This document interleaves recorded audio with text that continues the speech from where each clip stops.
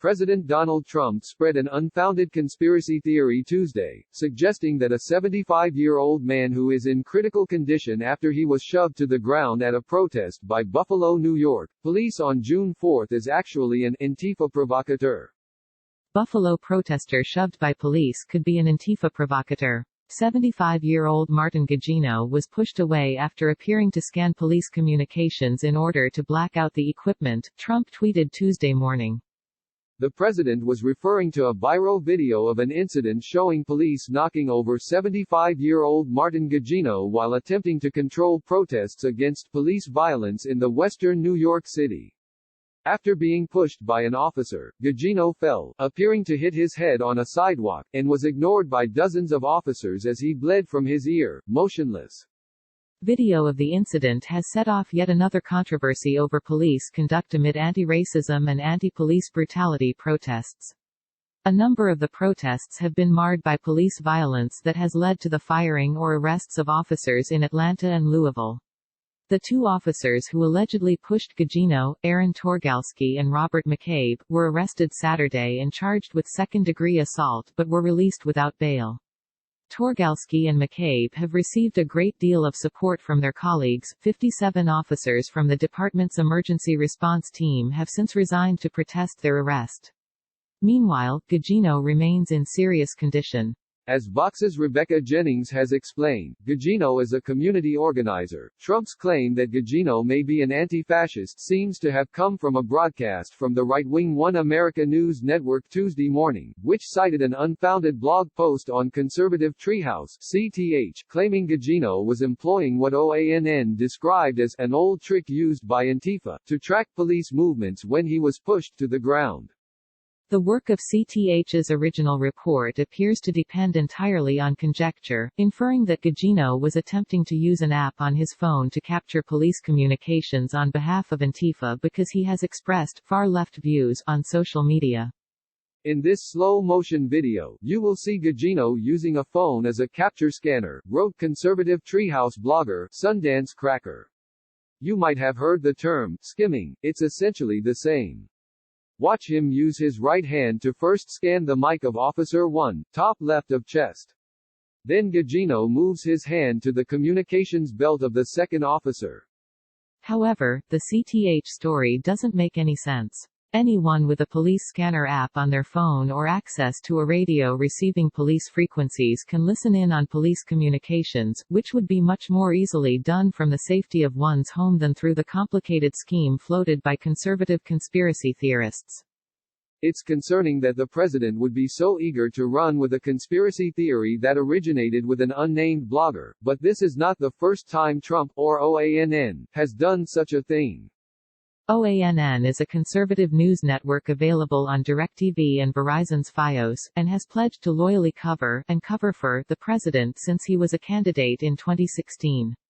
According to The Washington Post, Robert Herring, the owner of OANN corporate parent Herring Broadcasting, banned the network from broadcasting any campaign polls that showed Trump trailing in the presidential race in 2016.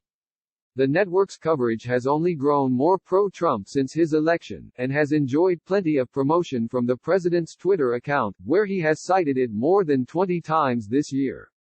Tuesday is far from the first time Trump has promoted an unfounded conspiracy theory that he saw on OANN, as explained by Vox's Aaron Ruper. Trump has never been shy about seizing on, and promoting, conspiracy theories that boost his own political narrative.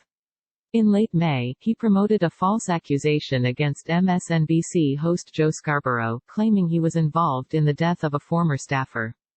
And, of course, his pursuit of the CrowdStrike conspiracy theory that a Ukrainian company, not Russia, hacked the Democratic National Committee servers in 2016 played a role in his impeachment in 2019. Beyond his tweets referencing incorrect OANN stories, Trump retweets supporters of the QAnon conspiracy theory, which posits prominent Democrats are part of a child sex trafficking ring, some of whom have even begun running for federal office as Republicans. It shouldn't come as a surprise that a president who began his political career as the leader of the racist birther movement, which falsely claimed that former President Barack Obama was not born in the U.S. and was thus ineligible for office, would deal so frequently in conspiracy theories. But it does mean the playbook Trump is now running against protesters is a familiar one. Trump's promotion of such theories seems to animate his base. But his impulse to latch onto them instead of focusing on governing seems as if it may have begun to affect his standing with voters, at least with regard to the latest wave of protests against police violence. According to a Washington Post Schar School survey of 1,006 adults taken June 2 to 6, 61% of Americans disapprove of Trump's handling of the protests, only 35% say they approve. Additionally, 47% of Americans say they strongly disapprove of Trump's response to the protests.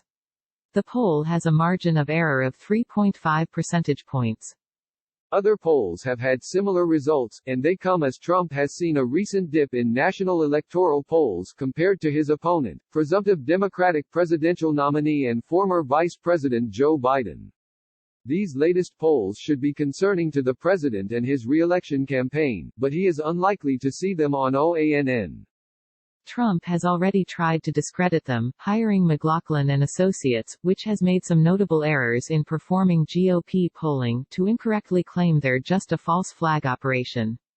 Support Vox's explanatory journalism. Every day at Vox, we aim to answer your most important questions and provide you, and our audience around the world, with information that has the power to save lives. Our mission has never been more vital than it is in this moment, to empower you through understanding.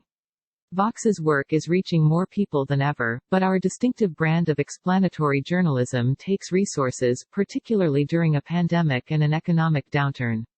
Your financial contribution will not constitute a donation, but it will enable our staff to continue to offer free articles, videos, and podcasts at the quality and volume that this moment requires. Please consider making a contribution to Vox today.